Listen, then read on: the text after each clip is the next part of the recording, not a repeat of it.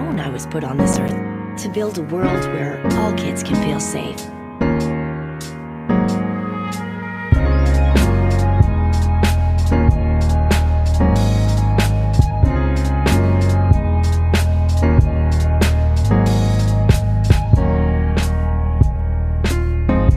Oh yeah. Are you gonna be my mommy and daddy? We sure would love that if you'll have us.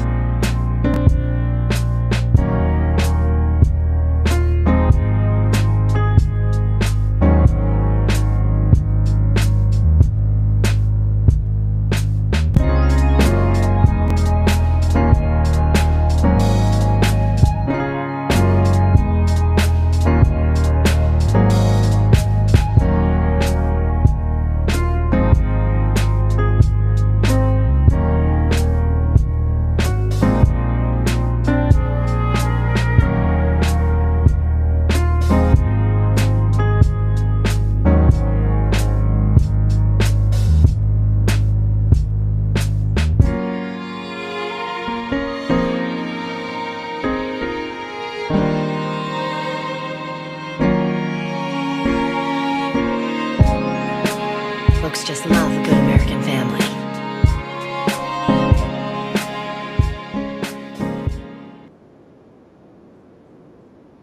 Not the people just love a good American family. I am yet awaiting a good American family. I'm hoping one day we'll get to see a good American family. But you guys, come on in the room. Come on in the room. If you guys are new here, my name is Ashley, and this is My Sweet Perspective, where I give my take on all things TV and movie related. And y'all know I'm here to put you on.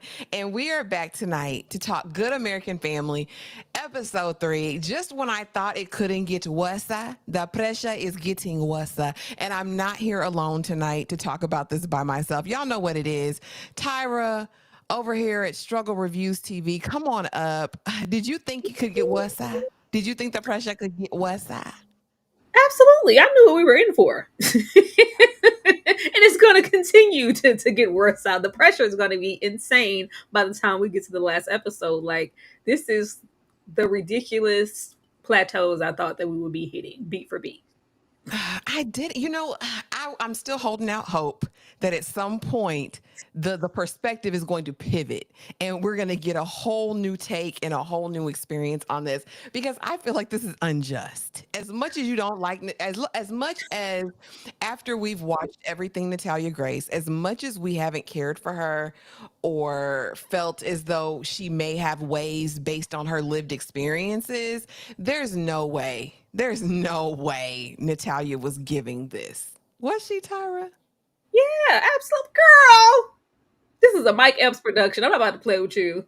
And next to the stage, we have B. Avery over at Just My Opinion Reviews. Hey, Brandon, how are you doing?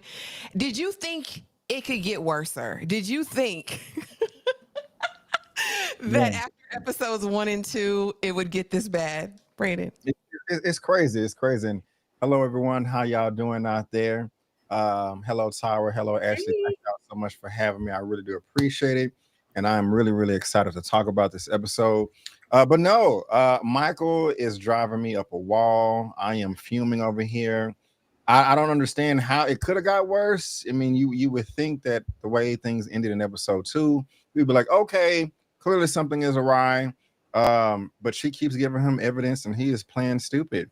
And it's driving me crazy. And so yeah, this is wild. And I'm excited. Oh gosh, not excited to get into it. Well, without further ado, we are going to get right into it. And again, we're going to start here because I have to start here every single time. And Brandon, I'm going to start with you. Overall thoughts of episode 3. Did it deliver? Did it keep you on the edge of your seat? It did deliver. I was entertained. At first, I didn't know what to think. I'm like, wait, maybe Natalia is telling the truth. And it's just this agency that's pulling the scam. By the end of it, I didn't feel that way. But overall, I really did enjoy it. I liked, excuse me, I liked the way it started, being in 2019. So we see where these characters end up, and then it goes back to 2010. So I'm just like, man, how the hell are we gonna get there? You know, I don't want to dive too deep into the details because I'm pretty sure that we'll get there. But I really did enjoy it. I'm loving Ellen. Why am I forgetting her name? Kristine. I'm loving her and all the confrontations that she's having. Just like I'm not playing games, and Michael is the complete opposite. That's probably why they're divorced. But overall, I thought it was a great episode, and they really escalated the situation. And so I'm just really eager to see what's going to happen next. Absolutely. And I have one more question for you before I get to Tyra here. Is Natalia a villain? Based on what you've seen in these first 3 episodes, is she this super villain that's being perpetuated in your mind? 100%.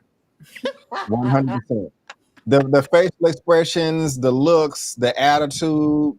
I mean, towards the end where she was like, Michael's lying to you. I mean, that's not a child. That's not somebody innocent. She's being manipulative. She's a 1,000,000% the villain. Oh gosh, Tyra. Overall thoughts and knowing what you know, is Natalia really the villain in this story?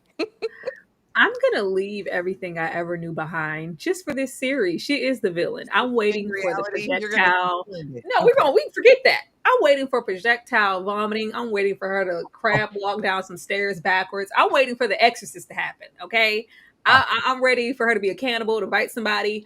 Um, it's the tampon for me. It's the projectile like spraying of the disinfectant and daddy please get me, she's terrible, oh my god daddy help me. It's all of that, the theatrics for me. This is not at all what anybody thought it was, and I'm okay with that. This is outlandish on top of everything that happened in the story that's actual factual. Somehow they found a way to take it up a notch and not care. This is not supposed to be some reflectionary expose on Natalia. This is not for Natalia. This is just for exploitation, and we just need to accept that and move on. But this is crazy and ridiculous. Lord, and read your super chat, Tyra. Read your super chat. Thank you so much, Dane. Tyra canceled this live. I haven't watched this yet. Unfortunately, Dane, I will not be doing that. No. Everybody here is privy to the schedule, Dane. Get with the program. Get with the program, Dane. Get with the program. Get in the Discord. I even made a special announcement in there about the upcoming lives, Dane. Come on, do Knowing better. Dane, he probably ain't see it yet. Overall thoughts, this was good TV. However, I have a moral dilemma because I know the truth of a thing, and there's no way you're going to paint Kristine and Michael as the saints that are just been so in their lives. I despise everything about this, but we'll get into it. But I mean, this is good entertaining TV. This is a good hour of TV every week to watch. And this episode was entitled Ghosts Everywhere because, child, there are. So off the cuffs of last episode, we know that episode 2 ended with Michael. She's got hair down there. I don't think she's who she says she is. As we open up into this episode, Kristine is walking into a hotel room at the place where she was giving her lecture about being the perfect mom, and her sons are in there watching a news broadcast about her being charged and arrested for neglect, child abuse, all of these different charges. And basically Jake saying, well, Mom, if they didn't have any evidence against you, how'd you get arrested? Tyra, I'm going to start with you. She's delivering pizza and still not the guilty party. I'm innocent, boys. You know this. But Jake says, Mom, no, you're not. How they get enough to arrest you? She's never going to be like the guilty party in her mind. And as far as the writers, they don't want the audience to see her as the guilty party. There is no way that that's, the goal here. I was waiting like for the state of the children. Like they just look fine and okay. And we're still not admitting to, he didn't say like, oh Mom, we aren't. He said, no, you aren't. We're still resolving any any situations we had where the boys were playing an avid role in what was happening to Natalia. So that just leads me to believe that this is all just going to be based on whatever they wanted the narrative to be. But yeah, I feel like she did what she needed to do and was like, well, it's not just going to be me getting taken down and my image going astray. Oh, Michael over there living in, I ain't going to say squalor, living in that nice appointed home. living in that home, telling you whatever you thought you needed to know about me to put me in this situation. I'm exposing everything, but she always feels like she has an image to uphold, even if she's in here with these three boys who were probably around to see exactly what happened. But you're in here saying I'm innocent. Don't believe that, girl. That's not what we seen in the house. Listen, and Jake gonna tell you every time. And that's the one thing I'll say I enjoyed is that we are starting to see the foundation crack a bit, even with her other kids, namely Jake, right? In the episode. But of course, we'll get to that. Brandon, were you surprised at Jake's response to Kristine when she came delivering the pizza and is like, turn this off? This is, mess. And he's like, well, mom, if they didn't have any evidence, how'd you get arrested? And her response is, it's your father. No, he hasn't been arrested. He probably took a deal or something. This is all his fault. What did you think of this interaction? And does it make you question her innocence? Yeah, it makes me question everything. And I'm mixed on how I feel about it. Because on one hand, I'm happy that the boys are with her. Because to me, I'm like, at this point, I'm thinking she's the same one. Michael's the one that's want to be, Delulu on purpose. So at least they went with the same parent, because, I didn't know how the episode ended at this time, but still at the end of episode 2, I was siding with Kristine, so I'm just like, okay, she got custody. But like you said, it does raise a question because he is questioning her. And I'm thinking to myself, like, you have all this evidence. It's blatantly obvious, or maybe not, well, obvious that she's an adult or there's a con. How did it get all the way in like national or international news that Kristine is the bad one? Like, what happened? Did gosh, what is the Natalia burn all the evidence or something? Like what happened?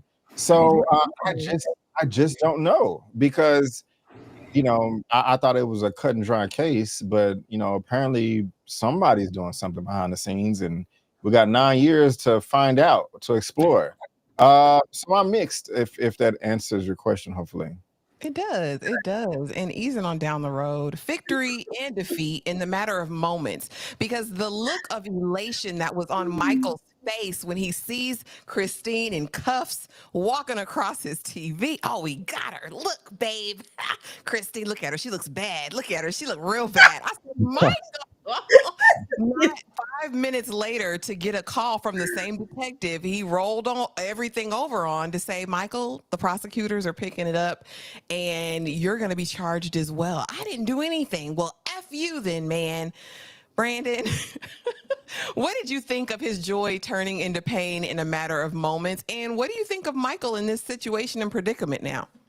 It's funny. He got him a whole new family, and that's wild. The coworker, and so yeah, he looked like he had that good pizza from the mall with the Parmesan cheese and stuff. But he doesn't look like he's doing the best. I'm not gonna say that I've never kind of smiled if somebody that did me wrong kind of tripped and fell, like, oh, that's what you get. But he was really enjoying himself over here, and I don't know of any divorce that was successful, if you can call that. People are usually bitter. But it was kind of funny for him just to be like, ha, ha, ha. But then 60 seconds later, the pie's in his face. So I'm just really eager to see again how these people got here because they hate each other. And, this new relationship that he has, too, is really funny, so. It is the Circuit City run. I mean, the Circuit City blood runs deep, apparently. And honestly, Tyra, this was probably the closest depiction that this actor Mark Duplass got to the real Michael in my mind. Like the look of glee on his face when he's watching. Look how bad she looks. Because in real life, Michael is very flamboyant. He's very kind of effeminate anyway. And so the fact that he was like, look at what she got on. She looks a mess. Tyra, what did this do for you in this moment? And what did you think about his quick flip, like, from joy to despair? I mean, I was thinking the same thing. I was like, look at her, split ends, bags under her eyes, no makeup. Ha! Like Michael, please. It was like master manipulation. Like he was so happy. And then it got snatched immediately. And then we just really get into his real character of him. Michael's an eccentric, like, simpleton. It's like, buddy, wait, I thought we were friends, that were cool. I thought we had an understanding. Like, not me too. Like, I thought we was like, no, silly. Like, you implicated yourself. I'm sure with multiple things. Like, all of these things were going on, and you just were none the wiser. We definitely aren't going to get that here when this narrative gives him just being oh so close to Natalia. You were a part of it. You, even if you weren't, that hands on, you saw things and you did nothing. So yeah, you got to go down too. But I thought that this was absolutely comical. I did too, because Michael, this is what you get. Again, it drives me crazy to see him acting like, oh, I just loved Italia. I was her true blue. I was her only champion in this. It's like, go directly to the hot place, Michael. But that tickled me. Now we are easing on down the road, because now Kristine has a wild hair. She saw the hair down there, and now it's time to get some things to build a case, because if nothing else, Kristine is methodical. We met her in real life, and we know that's who she is. And I think they're doing a great job of showing that with the mask, right, that she wears. But we meet with this doctor who is in real life a family friend to them, right? She's known them years. And my biggest regret is ignoring you, Kristine. You were right about Jake, so that means you must be right about everything else. Natalia has had no surgeries. As a matter of fact, she needs to deal with these clubbed feet, these legs, these hips, all of that. And, it's very rare to see pubes down there at this age. However, let's get our hormones checked. Puberty is on a spectrum. We'll get this taken care of, because what I won't do, Kristine, is I won't ignore you. Tyra, I'm starting right here with you. What did you think of us actually getting to meet the doctor that we'd heard about in the doc, and how he interacts with Kristine? Kristine is the boss. She runs everything, and I feel like this was just really, it really spoke to that. Absolutely. This was interesting. I don't think we got this in any of the docs. We hear about the doctor, but as far as the closeness, I think from top to bottom, when you finish the entire story and see what the resolve was, everybody's questions were like, okay, who does she know? There has to be somebody at the top level, whether it is doctors, lawyers, police, judges, for these things to happen, certain things not to take place in court. Oh, we can't use this as evidence. You can say this, but you can't say that. This would explain. I just want to, like, who else do you know? How deep does the rabbit hole go? Because she had to have known somebody or had some connections for things to turn out the way that they did. So to hear him say, like, oh, we're like this, and I should have listened to you about my own, I was like, oh, so you guys have history. This isn't just some random doctor. But I also kind of like the seeds being planted, this good American family. There's absolutely nothing good about it, first of all, but they're constantly lying to each other. They're lying to each other right here. I thought with her saying, certain things about the agency and them being duped or whatever, we still can't say, like, oh, Natalia, she can't go to school. She's, a problem. There's this. Or, when we see evidence of Natalia being one way, girl, pick it up and put it in, first of all, put it under his nose at this point, because Michael is choosing to be blind, really revel in these opportunities to have Natalia looking outlandish. So he isn't turning to you, which at this point with Michael, it doesn't even really just seem like what else do you need to see to stop excusing her behavior? But yeah, I'm just wondering now, like, who else do you know at the top? That'll be the test, and I hope we see that, because we do see her interact with her one good friend who seems to have a little bit of coin, a little change. But how far-reaching is Kristine's reach? Brandon, I'm coming to you next. My biggest regret, Kristine, is not listening to you. It was ignoring you like everyone else did. And also, Natalia hasn't had any surgery, so that $7,000 you paid to that adoption agency, they pocketed that. What did you think of this interaction with this doctor who's also a family friend? Yeah, I like the actor for one. I just got to say that every time he pops up in something, I'm like, oh, it's that guy again. So he's cool, and I felt that way. And also, Tara, interesting take. I didn't even think about that as far as like who do you know at the top. So. Good job there. Something I wanted to bring up. I did laugh when he was like, "Hey guys, do you need a minute?" Michael was like, "Yes," and she was like, "No, stay." And he was like, "Well, it is your office," and so that was just kind of some, funny, cringe, awkward moment right there. But I do like the fact that there is a history, and I kind of thought that him saying I ignored you, I don't want to do it again, was genuine. I wasn't thinking that he was trying to CYA, cover his behind. I could be wrong, but this is to me answered the question of how the episode started. Of like, okay, how did they end up? Because I'm like, okay, they're not gonna make it here if they're lying to each other. Michael, he's just like, oh my God, for 3 days and you can't say anything. Yet he hasn't disclosed the information about Circuit City. And so it was appalling. Michael, what else do you need to realize that this is not normal? And then why are you not, you're more upset that your wife didn't give you the information, you're lying to her, but you don't seem that upset that you just wasted $7,000. There's no surgeries. Like, sound the alarm. Like, I'm getting on the phone now and documenting everything like immediately. So I like the interaction because it just really showed how crappy their relationship is, and it's not really a good American family. It's a stinky American family. It's definitely a terrible American family.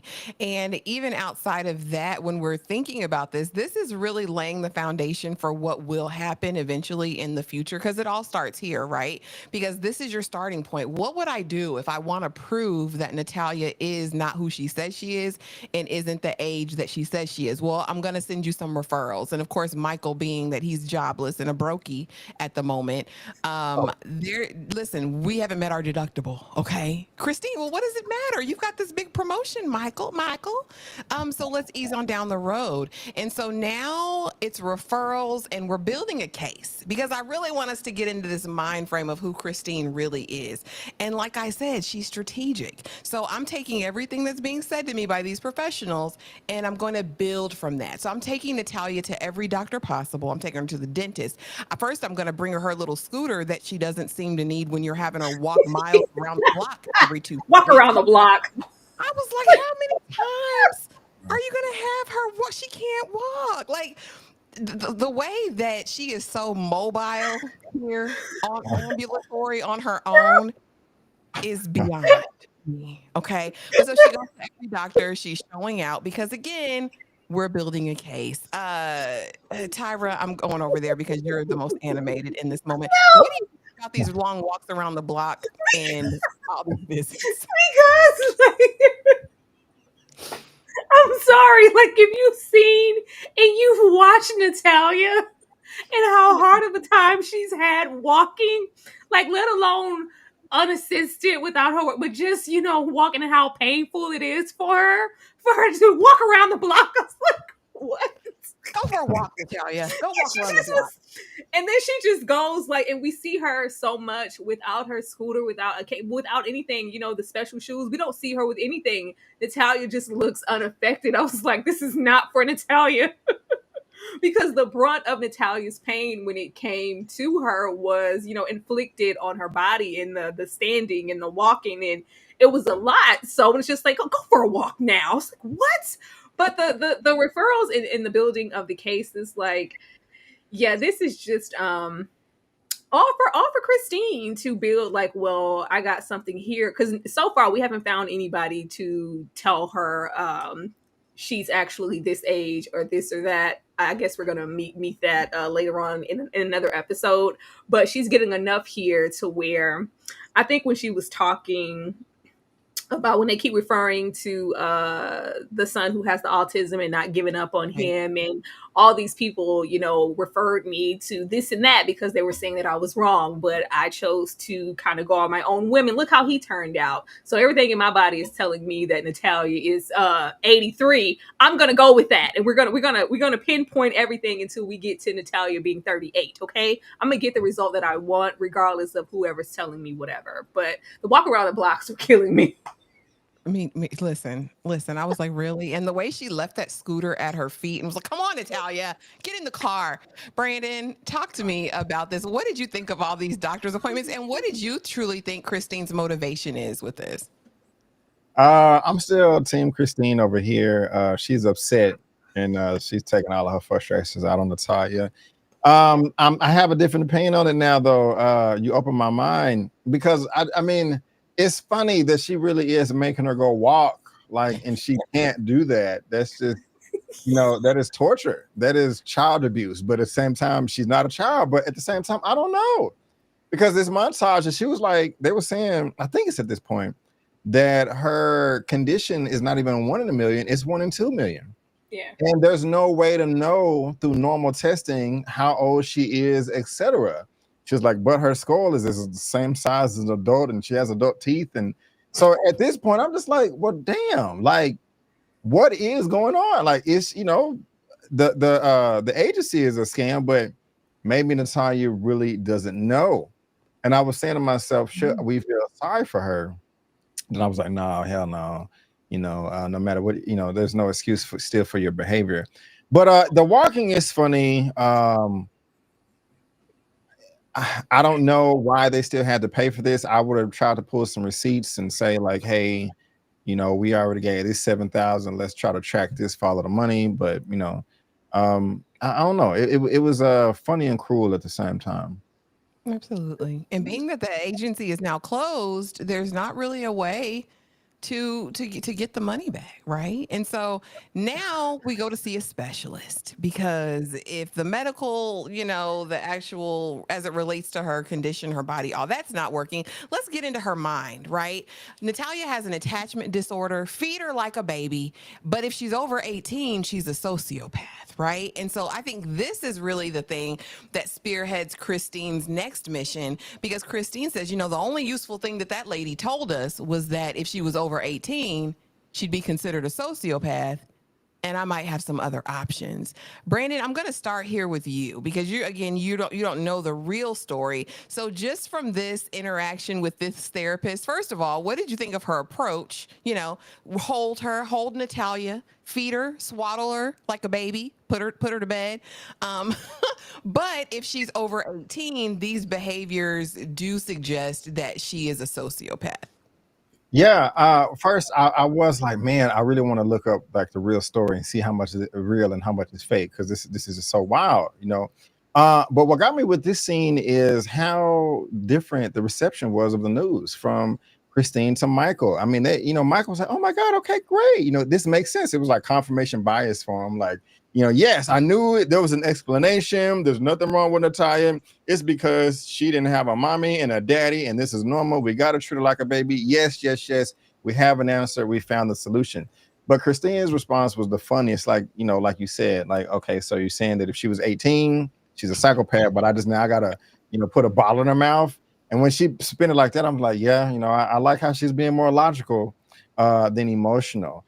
And so again, another moment to where the rift is widening between their relationship, their marriage. The specialist, she was kind of kooky to me. But hey, more power to her. But yeah, Michael's ridiculous. Looking at the picture there too. Tyra, talk to me about it. Girl, Kristine wants a refund. Return to send. This is not what I thought I purchased. Get this, whatever we need to do to get her out of here. Like, this is insane. This is insane. And I don't know how many quacks they maybe went to, and maybe if this was a thing, I don't recall this. I don't recall this happening. So I'm like, did you guys just put this in here for it? I was like, y'all had to just put this in here for the show, because there's no way the Michael that we know, he was making time to feed Natalia baby food, swaddle her, and feed her milk from a bottle. There's no way. There's no way. I'm like, you guys they have to just put this here. I don't recall this information. They had to. But this is crazy. Like, Michael's a lot of things, but he's not this. He's not this. We let alone. First of all, we ain't got time, girl. I'm trying to drive real fast in a fancy car. I ain't got time for this. Like, who's doing this? But it does show just how far Michael is willing to go to get this precious little girl and this family unit. That it's just Natalia just doesn't give what the Michael's warranted behavior. Natalia doesn't give that. She gives demon seed.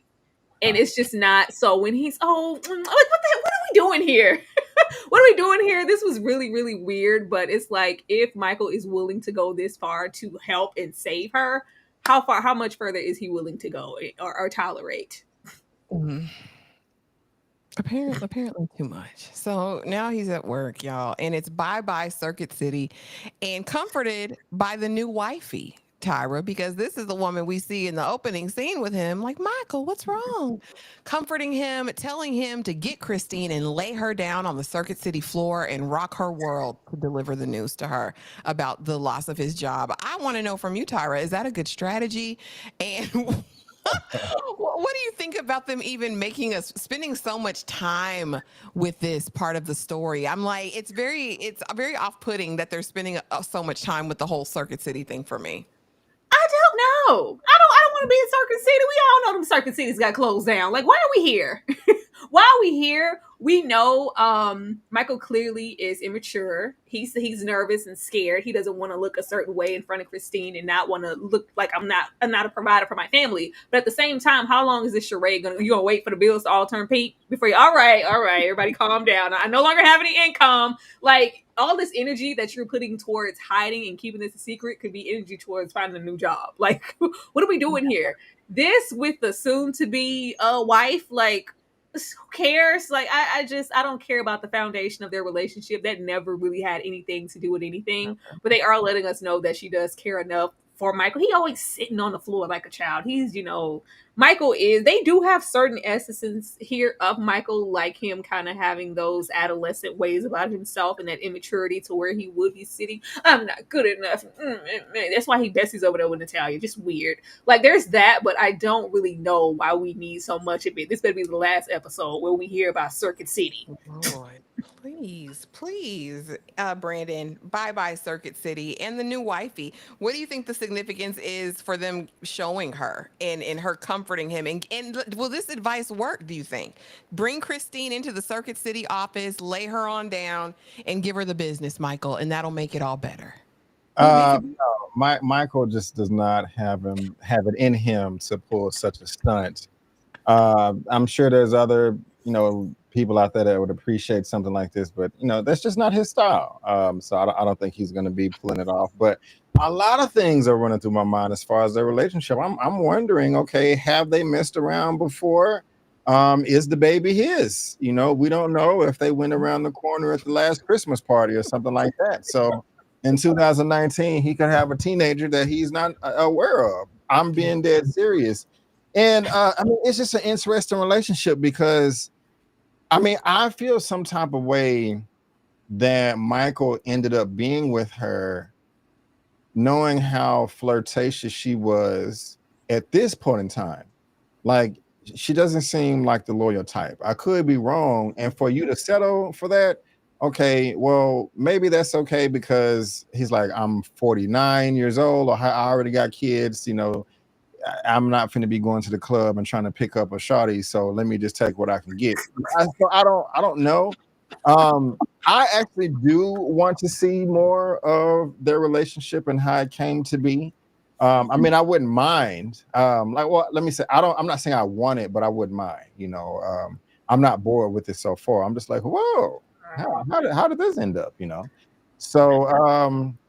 Yeah, that's a great picture to, both of them. Oh no, all three of them. I'm tripping just to really. He's a weenie. Weenie, a general weenie down.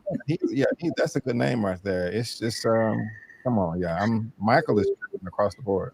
And delusional. It's like, so are we gonna keep? It's like, I need you to get your ish and get your little coworkers to be out of here before the end of the day. I was told never to accept no from an answer. And then when Kristine's mama said, well, he said his mama dropped him on his head when he was a baby. I said, listen, what we're not going to do is make this make sense for Michael. Because I could see him having been dropped on his head as a baby because he's just. I just thought about a term work wife or work. I never heard. It's been a while since I heard that. And she got her hands on him and stuff.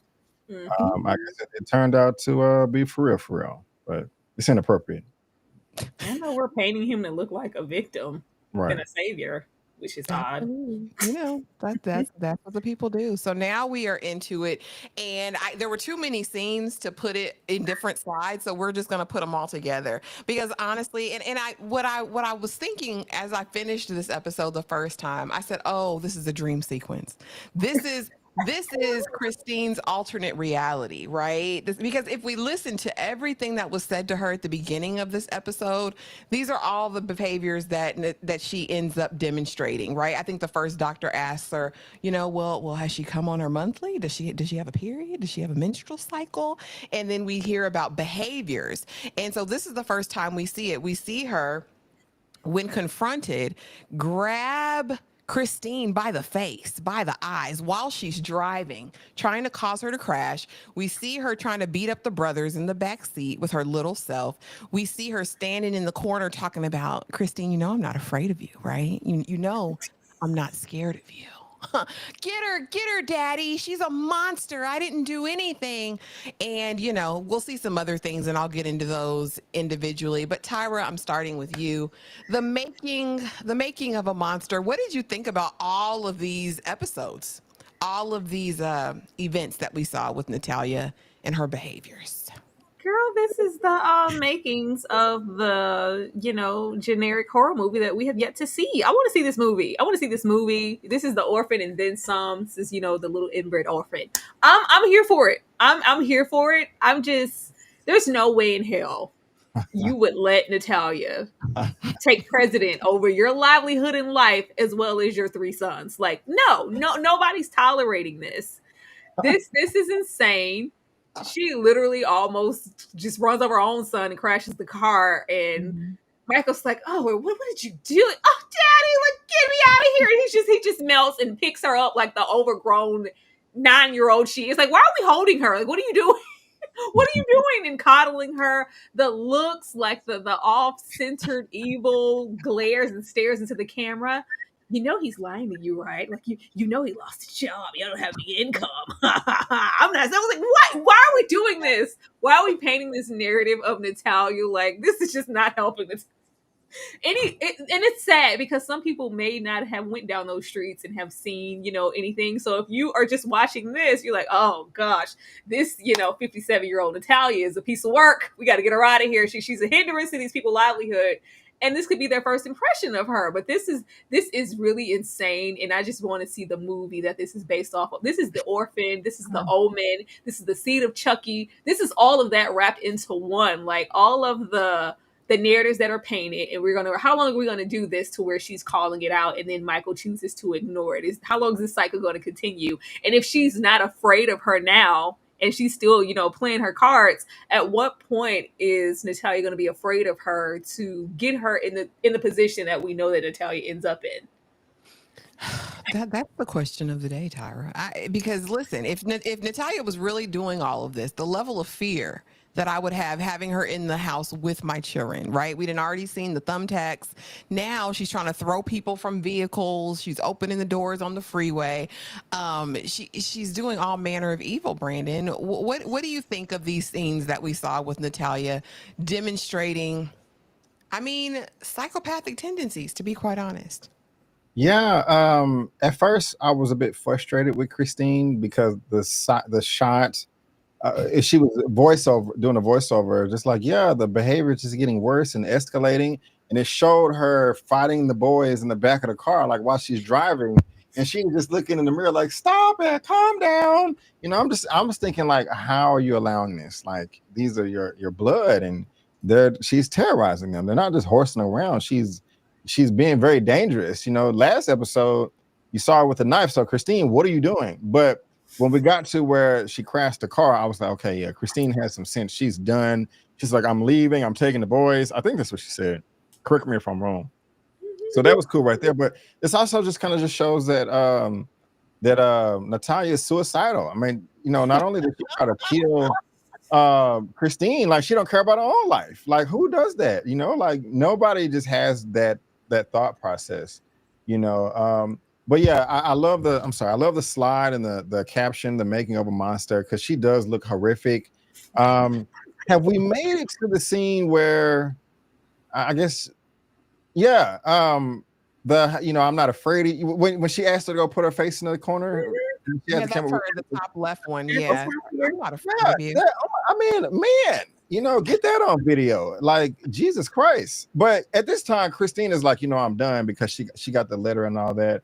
I think that's when she was talking about giving her the chores and stuff. But at least Kristine is like, has some sense at this point. So that's cool. Michael is just like, come on, man. You are weenie times two. At this point, man, she tried to kill your family. Like, and you just picking her up, like, leave her outside like a dog. The denial is a river in Egypt. Okay, And at your this husband point, is gay. all of Yeah. that. But no, so we do see the onslaught of some new rules because she goes online and gets some new tips for parenting. But again, if Natalia is really this much of a horror, what are these walks around the block and you going to stand in the corner going to do? And is she really going to do it? You know what I mean? That's what begged the question for me in these moments. And so now we are on to press tours and Jake being fed up, because now the offers are rolling in, right? Because Jake is this Mensa candidate. He's got his PhD, he's got his degree, and he knows everything now. And so she's getting offers, and they do the first interview, and Natalia leaves a present on the floor. I didn't put it in this slide because trigger warning. Okay, it was nasty. You got to be a nasty gutter bucket low class snipe to do something like that. Yeah, Natalia couldn't have been in my house. But anyway, so she's there. After it, Jake is like, listen, Mom, and we'll get into the bloodiness of it all, okay, y'all, in another slide. But in this, Jake is like, Mom, you know what? This needs to be the last interview. I'm tired. I don't like this attention. He's autistic after all, right? And struggles with some sort of social anxiety. And in this moment, Kristine promises, sure, Jake, no, we don't have to do this anymore. We won't do it. Brandon, talk to me about this. What do you think of Kristine's newfound notoriety and the fact that Jake is fed up and her making a promise? Son, if this doesn't work for you, we don't have to do it anymore. I really don't know. I'm really eager to hear what Tyra has to say as a mother. Ashley, do you have any children? No babies. Because, like, on one hand, I don't want to like force my child to do something that they don't want to do. A lot of times parents, when they didn't live the life, or when someone doesn't live the life that they wanted, when they have children, they try to project their life onto their kid and, have them live the life they wanted, and they're still fulfilled. And that crossed my mind here, that, hey, is she forcing him to do something that she doesn't want? But at the same time, I'm like, should she stop? Because, wait, what am I trying to say here? I don't know if she should push him or she should listen to the child. Because on one end, what if the child wanted to sign up for something and then, they say, okay, if we do this, I want you to complete it. I don't want you to get in here and saying that this is difficult and then you quit in the middle of it. So I don't know if that's, the mindset she has. So I don't know. On some end, on one end, and you also said he's autistic and, it may be too much. So I don't know. I don't know if she should listen to him and be like, okay, no more, or be like, no, you said we was going to start this and complete it. We're not going to quit until the end. So I don't know. I'm sorry. Well, I'm going to say it. If you promise the baby no more. Be a woman of your word, Kristine. And I don't like that. Every time it gets into kids and like them being on this platform that they didn't necessarily choose, I run into this moral dilemma. But Tyra, as a mother out here in the streets, talk to me about press tours and Jake being fed up and Kristine's broken promises. Girl, Jake never asked for this. Last time I checked, Jake was trying to go on down to college. If this could lead to me getting a higher education and exhausting some of those capabilities that I can at your local average middle or high school, that's what I'm about. We couldn't give me any leverage to go to college. That's just too much. I can't trust, but you could take me on a whole press tour and have me out in the public. I never asked for that, especially when he's dealing with anxiety and autism and all these other things. This could trigger and have him. And this is the baby that we see in the later state in the doc and how he was. This would explain how he ended up like that. Mhm. This was a bit too much. And if he's saying no to something, and I think in the beginning Kristine maybe intended, well, maybe if that's what you want, then that's what you want. But I can hear the streets calling. I can hear the notoriety. I can hear the book sales. I can hear the check, especially when we realize that little baby no longer works in Circuit City. Sometimes it's going to have to trump what I maybe told you before. But this isn't just about a financial situation. She wants exposure and notoriety for what she wants to do or has been trying to do with these children in the foundation and the center, and she hasn't yet to really find that. So if she can find that through these kids, she's gonna do it. Let's not act like Kristine as a mother was a choice. Regardless of what we see here, she was a choice.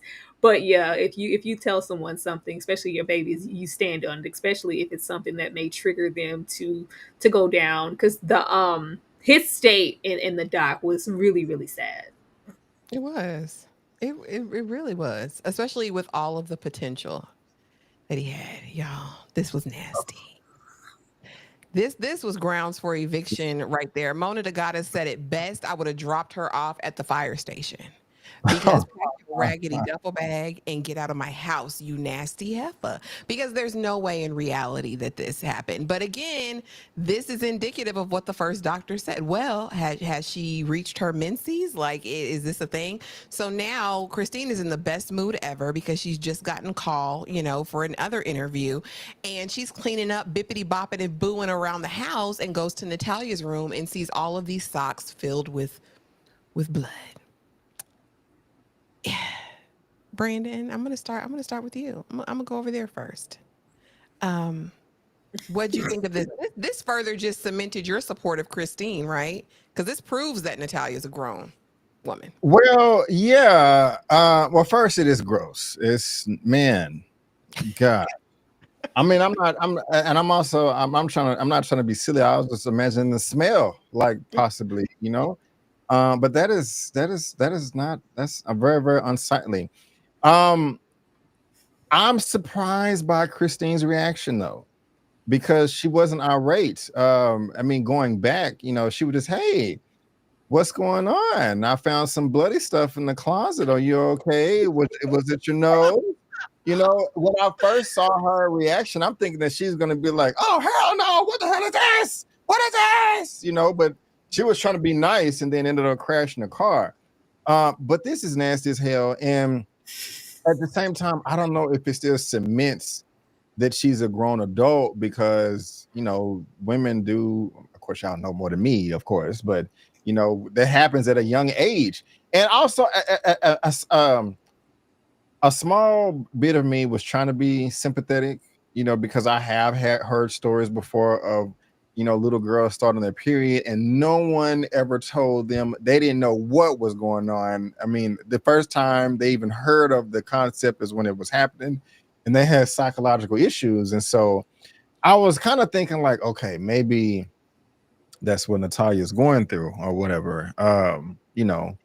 But it is nasty, and it's still no excuse to crash a car when somebody asks you about it. But Oh it's goodness, she couldn't help it. She was overcome with those hormones, Brandon. Tyra, talk to me. Tyra, talk to me about this bloody mess and Kristine's response. Did you think she was kind in her response? She got to go.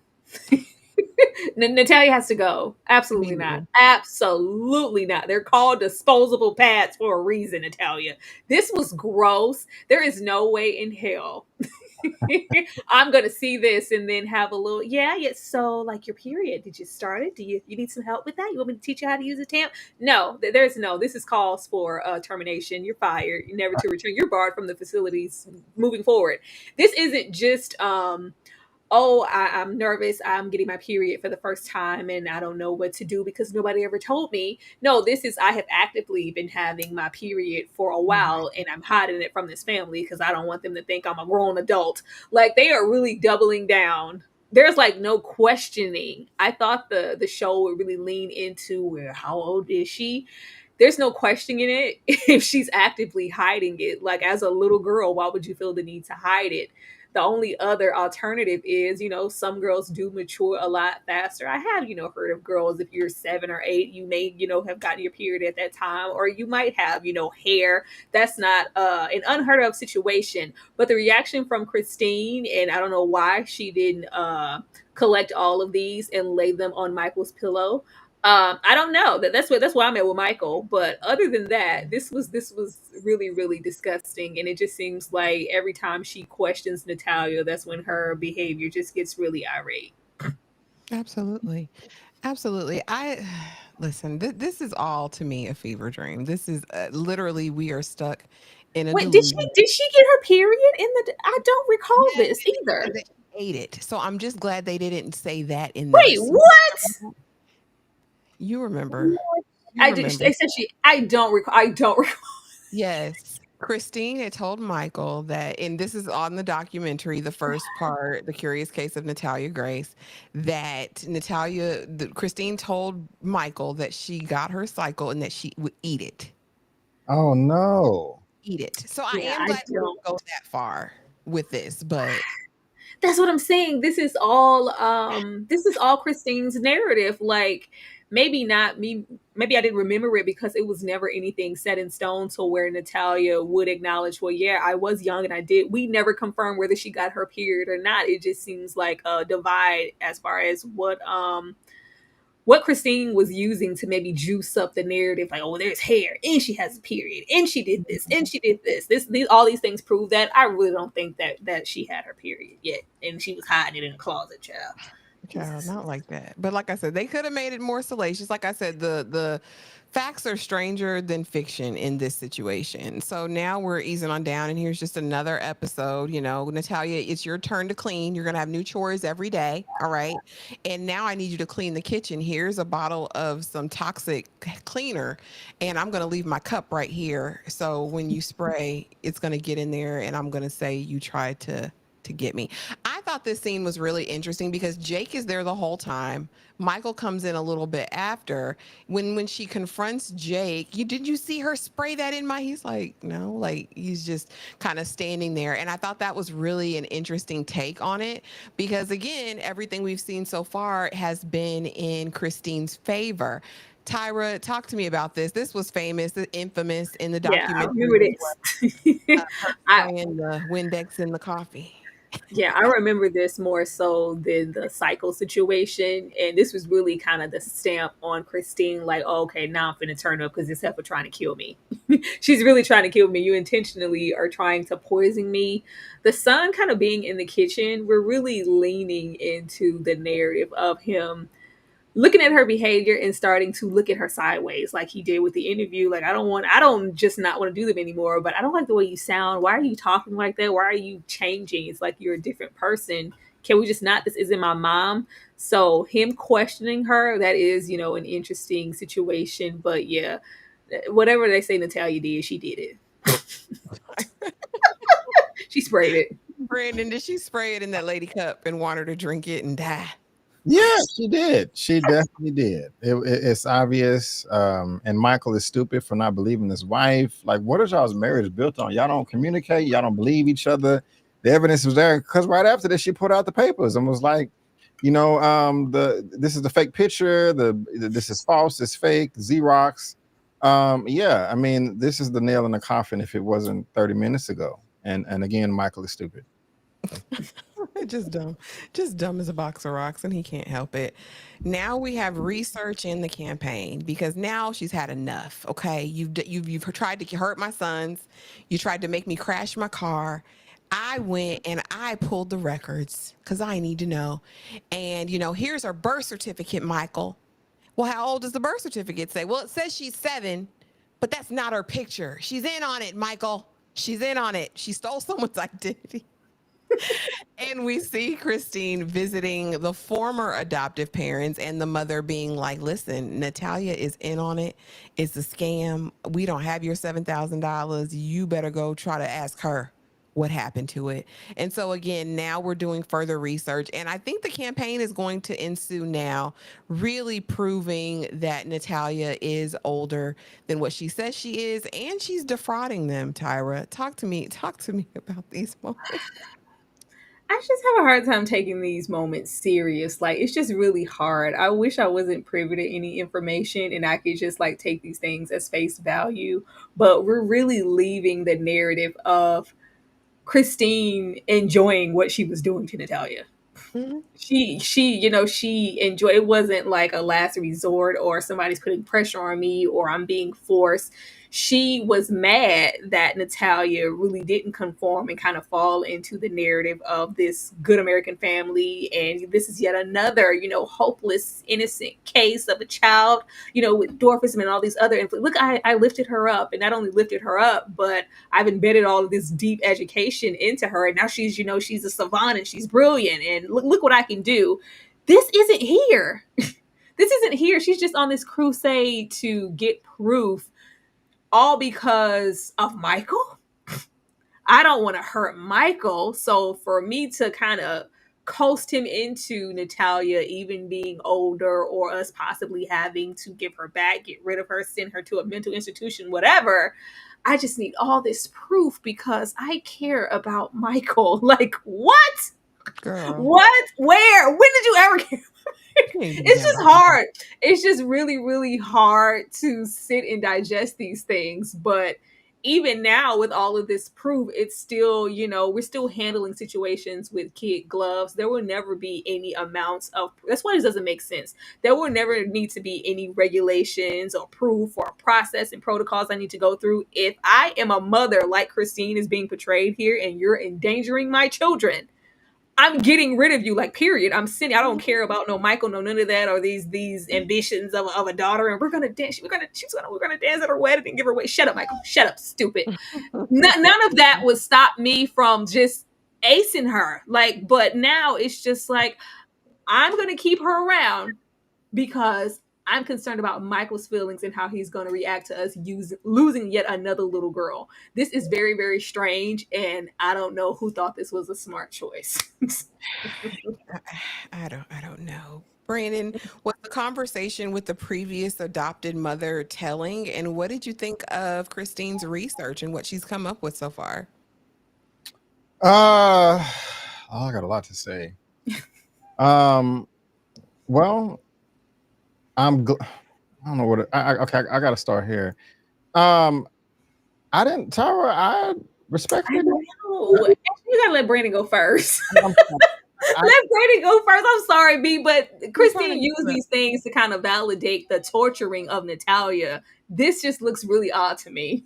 well, first, it's really interesting to me because doing this with you guys, I'm learning that again, the Michael and Kristine from the show is not the Michael and Kristine in real life. So that's kind of throwing me for a whirlwind right here. But I like the research that Kristine is doing. It makes sense. I would be doing the same thing. I'm sorry, Ashley. Ask me the question again because I really want to answer it. I just wanted to know what did you think of the interaction with the previous adopted mom and the results of Christine's research? The results, I like the conversation that she had with Michael towards the end. And I like to where when she finally got the truth right here, it cut to her in the car boo-hoo-hooing. And then we got the voiceover. That was interesting. I also think that this family is dead, the wife and the husband, because this is in the past, because this is super duper proof that there is some BS going on, that it is a scam. So how do you have this evidence with the birth certificate and the previous family's address on it with this brick and mortar house right here, but in 2019 you can't use that as evidence to prove your innocence? And Kristine and Michael are being charged with neglect in this national or international news. Why hasn't this lady come forth to be like, hey, even if she doesn't want to come forth because she slammed the door in her face, I would be like, go to the address, my checkbook, $7,000, checking routing number. It went to this account. Let's ask them some questions. You know what I'm saying? I mean, there is some type of some paper trail, but Kristine, she could have been more upset with this lady right here for dumping this child on them. I kind of wanted to get some more answers as far as them finding out that it was that Natalia's in on it, and they're trying to get the money for surgeries, but at the same time that she hasn't had any surgery. So what did they do with the money, or who got the money? And if Natalia's in on it, what is she doing with the money? I'm confused, but also like happy that we got some answers too. I mean, to answer some questions and ask some more. So I gotta say, I don't know what the hell is going on, but yeah. That's why this doesn't make sense, because with the ease that Natalia is walking around these blocks, if she had these surgeries, that would make sense. But the pain was because she never had any surgeries. It's just not making any sense. And right, and I was gonna say, I don't think that Kristine is trying to get proof from Michael's feelings. I don't think she gives a crap about Michael's feelings. I think she's just trying to get answers for herself. But it's just my thing. Yeah, Kristine is CYA, and now she's CYA. I'm telling you, she is methodical, and she is building something. Just watch, just watch her. And as far as the present or the previous adopted parents, I don't know if they're going to approach that in this series. I'm not going to spoil anything, but if they don't say it by the end, of course, we'll let you know what happens with all of that. But everything ties in at some point in the real story. And so now we're here because she got a call to go on Glenn Beck, and of course she's going to do it. Jake said, "Mom, I thought you said we didn't have to do this anymore." Well, listen, it's flattering. we're going to do it. And so now that we're here, we have some broken promises and some threats, right? Because we're going to do this show. And Michael says, well, listen, you want to get rid of Natalia. You want to put her in an institution. That's not going to happen, Missy, because you're going on this Glenn Beck conservative talk radio show to tell them about how you have, knocked the naysayers about your disabled child, and now only to put away or throw away another disabled child. And she says, Michael, is that a threat? He says, well, heck yeah, it is. And she's like, is this what you want, Buki? Okay. All right, bet. So here's what's going to happen. Natalia, we're not paying for any surgeries. We're not spending any more money for this fraudster. 2, she can't go back to school because I don't want her hurting any of the kids. And you can stay home and take with her. Michael says, I will. And you can cook for her. I'll do a better job than you do, Kristine. And so now we're here. We're at an impasse, and we're still going to pretend to be the good American family and put on a happy face. But that's what it is. The cards are on the table now, Brandon. What did you think of this moment between them? Broken promises and threats. Michael putting his big boy draws on and putting his foot down. Michael is pathetic. Michael is pathetic. He is a loser. He is trash. He is weak.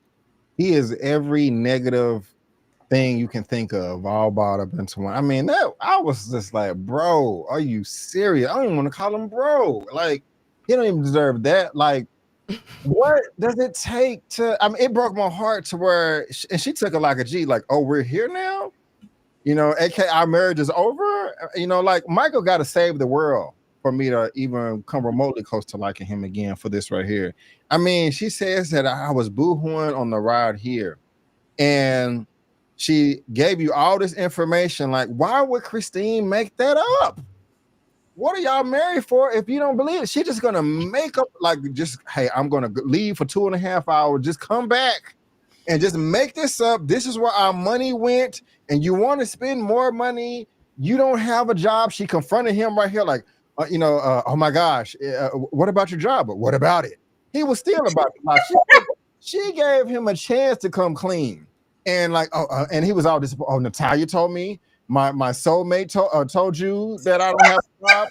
Oh my God! And still, he still was on her side. Like, it doesn't make any sense.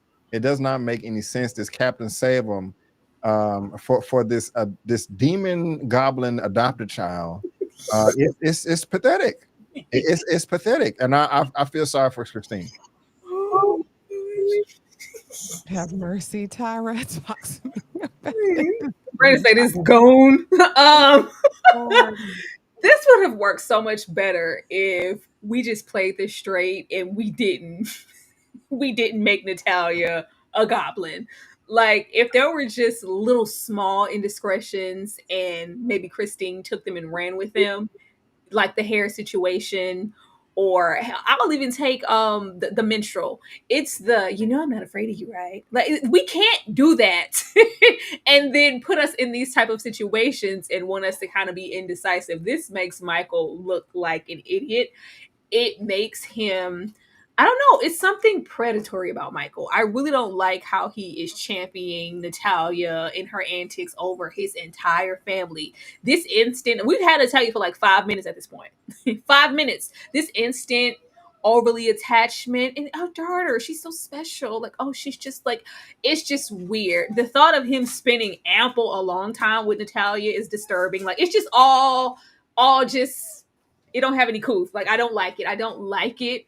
Like, and Kristine's solution, since you got your degree and you know every goddamn thing, yeah, you're gonna be at home with her cooking the meal. She ain't going to school, hitting nobody with a scooter. We're not doing that. If this is what we're gonna do. But it's like, to think the Michael that we know, he was going to bat for Talia this hard. It was like, it's me or her. Like, you got to make a decision. You're going to lose everything, all this footwork you've done to get to this point. Because I'll turn you in. I'll call somebody. I was like, really? Michael did this? All right, I'll let y'all have it.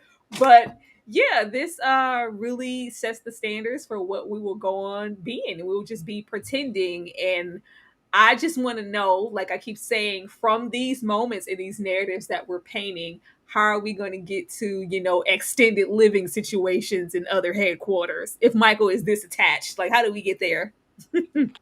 Oh, we're gonna see. I mean, because let's be honest. Let's call a thing a thing. In real life, Michael was scared of Kristine. Kristine was a Terrified. pants in the family. He was mealy mouth. Again, we're seeing glimpses of it. He's so afraid to tell her he ain't got a job anymore. He don't know what to do with himself. And you want us to believe in this moment he's making threats to Kristine? Oh, okay. All right. And so, like I said, by the end of it all, it's put on a happy face. We're going to get out here on the Glenn Beck show and we are going to be the good American family. Brandon, what did you think of this closing scene? And what are you in anticipation for in episode 4? Hopefully Michael realizes how crazy he's acting, man. And I just look at this right here. It sucks. You got the perfect caption, put on a happy face, because like I mean, I could just imagine being married and you put all these years into it, you got all these kids, and then your spouse just flips it on you and threatens you like that. Like, you can't trust them anymore. It's like you have a pet and the dog bites you or something. Like, the relationship is over. It's that effing sucks. And when you're right, they're being the crazy person, because like, oh man, I mean, at the same time, I'm like, okay, you picked them, but it sucks. I don't even know if I answered your question. I'm sorry. But yeah, I said, what do you anticipate for episode 4? yeah, Michael, I'm hoping they done, the relationship is over with. Kristine is probably moving out. F you, Michael. The relationship is over. I'm hoping Michael realizes, okay, I'm tripping, but right now I don't know. Yeah, that's a safe way to be, because I mean, I don't know what they're going to pull out their hat next episode either. And thank you so much, darling Nikki, for being here. I appreciate you, girl. Good to see you. Good to see you. Tyra, talk to me about this closing scene. They're trash.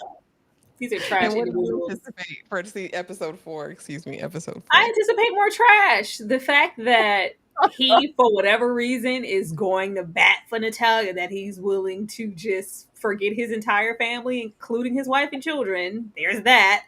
And Kristine ain't no good. Like, you're gonna let this opportunity trump the safety of yourself and your children, because we don't know what bag of whatever Natalia has in her arsenal ready to go. She has so many things at her liberty. She got a knife, some tacks. She's gonna, you don't know. Like, she's a hazard. She's a danger to your entire family. It's just like, you know what? I'm gonna let that go because I don't want to mess up this opportunity. Fine, you take care of her. Like, this is insane. And the way that we are painting Michael as if he wasn't also reveling in this, Michael like money and fancy cars and like, just like where is that Michael? Where is that Michael? Where is all the cars and the TVs and the homes and the lavishness and I come from? I am very rich. Where is that Michael? living his best life as the big kid. You were out, living your best life. That's why we couldn't really just desire to have any time to even see exactly what was happening to Natalia and what Kristine was putting her through. We are not getting that. I expect more outlandish situations moving forward, and I'm expecting, which I don't know, because when she got in the corner, I was like, okay, here we go. And then she, I'm not afraid of you, right? He doesn't have a job. I was like, okay, y'all can't let us have this. I just want to know, at what point do we have Natalia submit to be in submission for Kristine to have total control? The narrative isn't fitting that, so I want to know where we're going next. Girl, they're going to have to switch the perspective. I know people don't think they're going to. They're going to have, in order to get to that part of it, they're going to have to. I listen. I don't believe it. I don't believe it, Ashley. I don't. I think they're going to paint it differently, and we're still going to have some similar scenarios and have Natalia, when the happening. So you're going to just leave me here? What am I supposed to do here? I don't know anybody. And then she's going to be running them up in the facility. Like, we know where we're going. Like, it's going to be strange. It's going to be strange. I need them to flip it. I think I give them one more episode for this suspended reality, and then I need them to get back to reality. Life is going to be like, it's going to be for a little while, okay? I'm going to come by and visit you all the time. Like, it's going to just watch. Because listen, say the last part again, Tyra.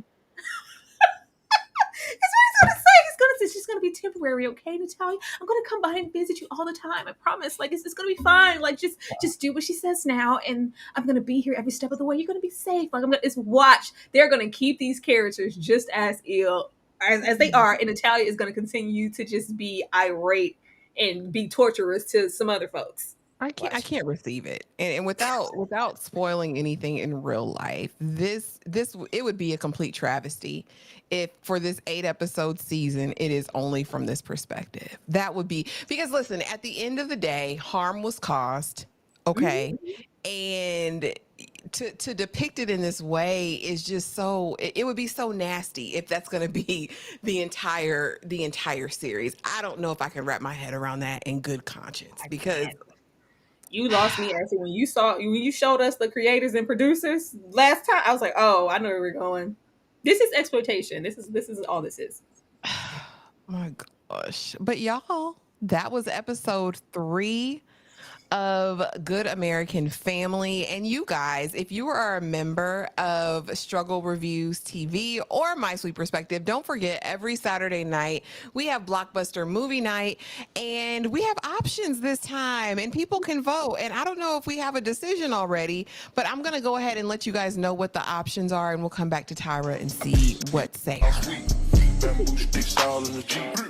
a new weirdo every week. Put it up for my seeds. Just trying to have a good time. No cure for the eye disease. Do anything for club. Do anything for club. Do anything for club. Do anything for club. You know you asked for this, right? They do anything for club. Do anything for club.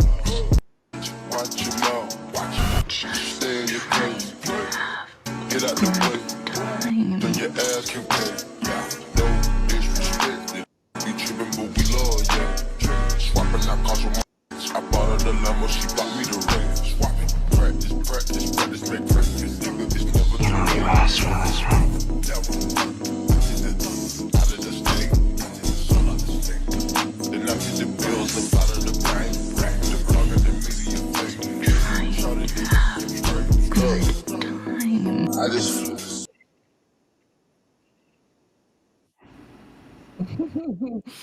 All right, Tyra. Who's winning? Who's in the lead? Has the voting closed or what? It's still open. I told you we got until Friday. I don't know where all these people are who were just down Matt Damon. I don't want to see Matt Damon. Clearly, y'all do. Matt Damon is still in the lead. We are still on the talented Mr. Ripley at 53, a whopping 53%. So all of you people who were trying to vote against the talented Mr. Ripley, we are doing a poor job. Gather your folks and go over there and vote. Go on and vote. And before we get out of here, Brandon, what is going on over there at Just My Opinion? Yeah, if you're into, thank you for having me, Ashley. I really do appreciate it. I really did enjoy the conversation. I think this is maybe the third or fourth time we linked up, and I've been having a perfect time with you. So thank you for having me. And it's also always a pleasure with Tyra. Overall, and love it, love it, love it. Over on my channel, we just wrapped on Reacher season 3, episode 8. The season finale landed today. It delivered. It stuck the landing. And me and Lamont, we have a recap for you on my channel. We're also covering Daredevil. That's on Disney Plus. And I also recently did 3 reviews for Magazine Dreams with Jonathan Majors. It's good. Got a non-spoiler review and 2 spoiler reviews. And I think I may be going live tonight for Power, like right after it goes live. I may be doing a little midnight thing. It just depends on if I get some rest. So tune in for that and much more around the corner too. Ooh, sounds good. Y'all join him tonight for the Power if he gets on. I know y'all like a live Power reaction after it's all said and done. Tyra, what's going over there at Struggle Reviews TV, ma'am? I know what's going on. Watch Survival of the Thickest.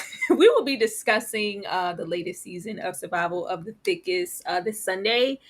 Please be caught up. We are in the 2nd season, so that's a whole lot to watch by then, but hopefully you guys have seen it. Y'all already know about the Saturday watch along. You guys know that we will be wrapping up Flavor Flav tomorrow, as well as the Happy Face Killer. Still kind of deciding what we want to do with that, but we will definitely be wrapping up the last 3 episodes of Flavor of Love. And y'all know Saturdays we are getting into Raising Kanan. So yeah, be on the lookout for that. Thank you. Thank y'all for being here. I appreciate you both coming through to talk Good American Family. And yeah, don't forget tomorrow night, Happy Face. I watched episode 3 today and I was fully sad. Like, listen, Dennis, I didn't know Dennis Quaid was who y'all said he was on the TikTok chat. I didn't know nothing about that man in real life. However, he's giving a performance, all right? And if you have any affinity to true crime or like when they dramatize true crime, this is actually a really good series, and we're 3 episodes in. And like I said, and like Tyra said, Flavor Flav. We are wrapping up season 1, and I can't wait to get that done and see New York be heartbroken on that. But we thank y'all for being here. We hope you have the most amazing night, and we will see y'all in the next Consider video. Thanks myself for blessed. watching. I've Peace. known I was put on this earth to build a world where all kids can feel